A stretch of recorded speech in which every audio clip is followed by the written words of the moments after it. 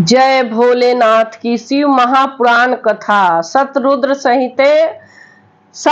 संहिता 28वां अध्याय।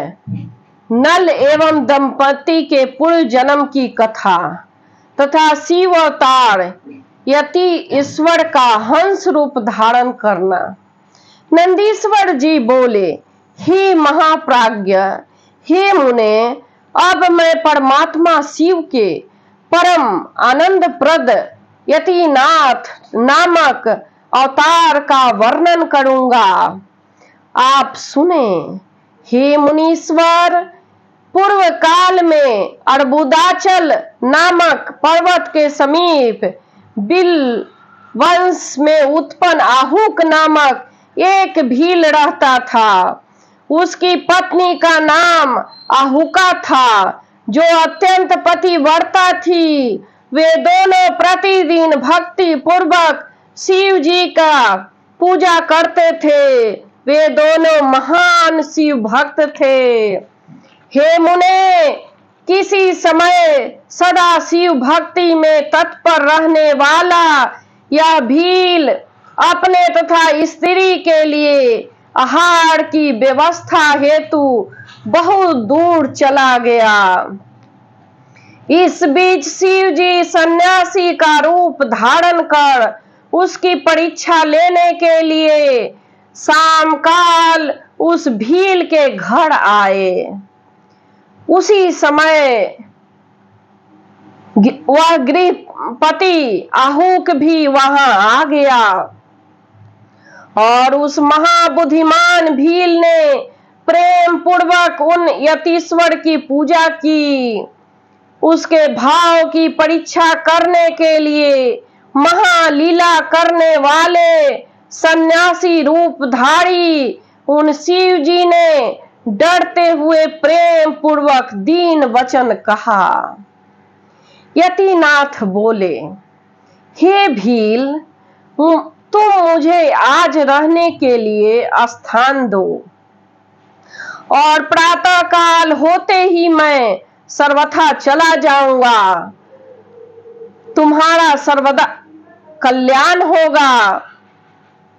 भील बोला, हे स्वामी, आपने सत्य कहा, किंतु मेरी बात सुनिए। मेरा स्थान तो बहुत थोड़ा है, फिर यहाँ आपका निवास किस प्रकार संभव है? नंदीश्वर जी बोले, हे सन्नत कुमार, उसके द्वारा इस प्रकार कहे जाने पर वह सन्यासी जाने का विचार करने लगा। तब तक भीलनी ने विचार कर अपने स्वामी से कहा। भीलनी बोली, हे स्वामी मन, गृहस्थ धर्म का विचार करके आप सन्यासी को स्थान दे दीजिए। अतिथि को निराश मत कीजिए, अन्यथा आपके धर्म का क्षय होगा। आपके घर के भीतर सन्यासी के साथ निवास करें और मैं भी सभी बड़े अस्त्र शस्त्रों से बाहर रहकर वहीं रहूंगी।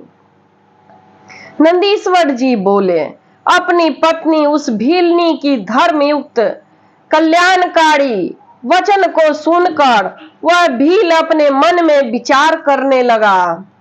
स्त्री को घर से बाहर रखकर मेरा घर में निवास करना उचित प्रतीत नहीं होता है। फिर यदि यति का दूसरी जगह गमन भी अपने अधर्म का कारण होगा। गृहस्थ धर्म का आचरण करने वाले के लिए ये दोनों बातें सर्वथा उचित नहीं है। अतः जो होनहार है वह हो, मैं घर के बाहर ही रहूंगा। इस प्रकार आग्रह कर उन दोनों को घर के भीतर रखकर अपने अस्त्रों को लेकर वह भील प्रसन्नता से घर के बाहर स्थित हो गया। रात्रि में उस भील को क्रूर एवं हिंसक पशु सताने लगे। उसने भी अपनी रक्षा के लिए उस समय यथाशक्ति महान प्रयत्न किया। इस प्रकार अपनी शक्ति के अनुसार यत्न करते रहने पर प्रारब्ध प्रेरित हिंसक पशुओं की बलपूर्वक उस बलवान भील को खा लिया। प्रातः काल उठकर सन्यासी हिंसक जंतुओं से भक्षित उस वनेचर भील को देखा, बड़ा दुखित हुआ। सन्यासी को दुखी देखकर वह भीलनी भी बहुत दुखित हुई, किंतु धैर्य से अपने दुख को दबाकर यह वचन कहने लगी। भीलनी बोली, हे यते, आप शोक न कर रहे हैं, इनका कल्याण हो गया है, ये धन्य हो गए, कृत हो गए, इस प्रकार इनकी मृत्यु हुई है। हे यते, अब मैं भी इन्हीं के साथ अग्नि में भस्म होकर सती हो जाऊंगी। आप प्रेम पूर्वक चिता तैयार कराइए, क्योंकि यही स्त्रियों का सनातन धर्म है। उसकी यह बात सुनकर और इसी में उसका कल्याण समझकर उस सन्यासी ने तत्क्षण ही चिता तैयार कर दी। वह अपने धर्म के अनुसार उसी में प्रविष्ट होने के लिए उद्यत हुई। इसी अवसर पर साक्षात शिव जी सामने प्रकट हो गए। धन्य हो, धन्य हो। इस प्रकार से प्रेम पूर्वक प्रशंसा करते हुए शिव जी उस भीलनी से कहने लगे। हर बोले, हे अनघे, मैं तुम्हारे आचरण से प्रसन्न हूँ, तुम वर मांगो। मुझे तुम्हारे लिए कुछ भी अदेय नहीं है। मैं इस समय विशेष रूप से तुम्हारे बस में हूँ। नंदीश्वर जी बोले। शिव जी के उस परम आनंददायक वचन को सुनकर उस विशेष रूप से सुखी हुई और उसको कुछ भी स्मरण नहीं रहा। उसकी इस अवस्था को देखकर शिव जी बहुत प्रसन्न हुए। प्रभु शिव ने उससे पुनः कहा कि वर मांगो। शिव जी बोले, यह मेरे रूप वाला यति अगले जन्म में हंस होगा और तुम दोनों को पुनः संयोग कराएगा। यह भील निषद नगर के राजा वीरसेन का नल नामक महाप्रतापी पुत्र होगा, इसमें संशय नहीं है। और हे अनघे, तुम विदर्भ नगर में भीमराज की कन्या होकर परम गुणवती दमयंती नाम से विख्यात हो जाओगी। तुम दोनों की बहुत काल पर्यंत यथेष्ट राज्य सुख का भोग करके योगीश्वरों के लिए दुर्लभ मुक्ति को निश्चित रूप से प्राप्त करोगे। नंदीश्वर जी बोले। ऐसा कहकर शिव जी उसी समय लिंग रूप में प्रकट हो गए। उनके परीक्षा करने पर भील धर्म से विचलित नहीं हुआ, इसलिए वह लिंग अचलेश इस नाम से प्रसिद्ध हुआ। हे तात, वह आहुक भील निषद नगर में वीरसेन का पुत्र नल नाम वाला महान राजा हुआ। उसकी पत्नी आहुका भीलनी विदर्भ नगर की राजा भीमसेन की पुत्री दमयंती नाम से प्रसिद्ध हुई। वे शिवावतार यतीश्वर भी हंस रूप में अवतरित हुए।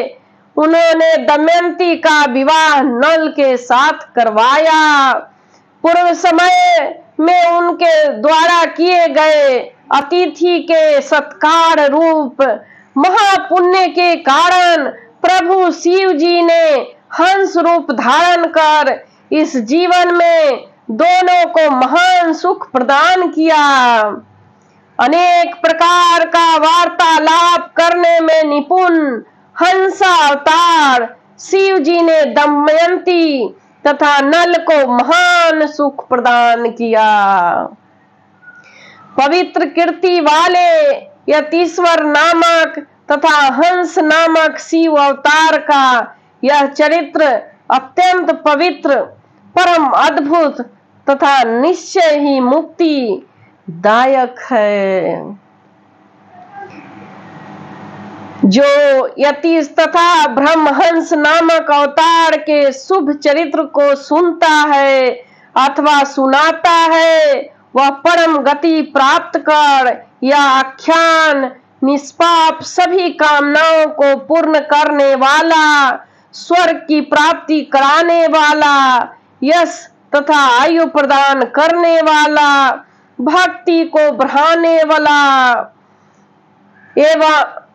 वाला एवं उत्तम है। यतीश्वर तथा हंस रूप शिव का यह चरित्र सुनकर मनुष्य इस लोक में सभी सुखों को भोग कर अंत में शिव लोक को प्राप्त करता है। शतरुद्र संहिता 28वां अध्याय समाप्त। जय भोलेनाथ की। शिव महापुराण कथा सुनकर कमेंट बॉक्स में ओम नमः शिवाय लिखकर असीम भक्ति प्राप्त करें। जय भोलेनाथ की, जय भोलेनाथ की जय।